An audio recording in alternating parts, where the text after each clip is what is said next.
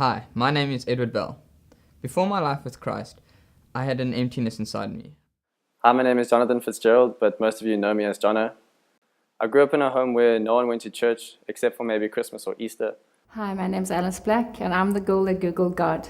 My life had become a chaotic mess. It was full of fractured relationships, broken promises, unfulfilled expectations, and it was just doom and gloom. I depended on all kinds of substances just to get me through the day. I eventually drew the curtains on God when I was about 18, and eventually went through a very, very dark period in my life where for 12 years I was an addict. I always knew there was a God of some sort, but that was never a real part of my life. But I had no connection with God.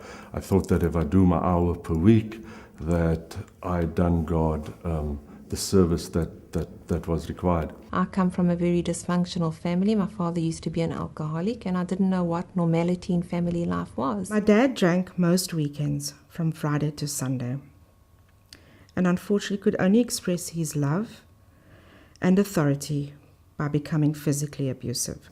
Every time I opened a cupboard, things would just fall on my head, and I would shove them back in the cupboard and try and forget about them. And that was a little bit like my emotions were that too. I just shoved everything in a cupboard, and then I didn't have to deal with them.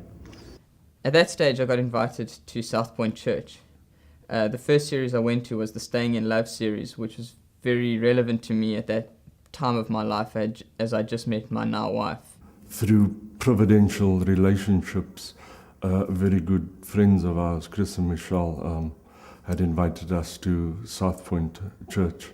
After high school, I was invited by one of my friends to come attend South Point Church, and I enjoyed the service so much that I kept coming back. If I kept on coming, that it would make an impact on my life, and it did.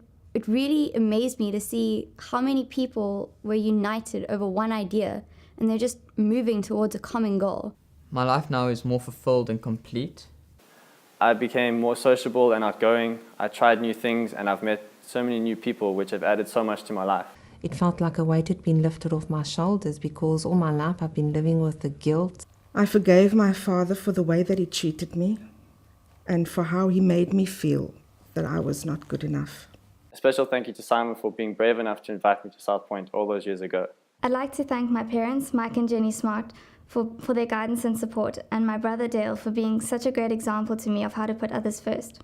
I'd like to thank Sheila Coleman, who, for the first time when I walked through the door, warmly welcomed me. And I think through the incredible blessing of Rory, who has constantly been working and guiding me and mentoring me in my life. I want to thank Michelle Paddock for inviting me here to South Point. And I'd like to thank my small group leader, JJ, who's been with me for 3 years. I'd just like to thank everybody that bugged me to come to Inside Out or the Sunday morning services, because without you guys, I wouldn't be here today. The life that I had previously considered worthless, I now consider to be priceless. And if this is what being a Christian is all about, I am completely on board. Jesus Christ is my Lord and Savior. He paid for my sins. He is always ready with grace and forgiveness, just waiting on us to invite Him into our lives and into our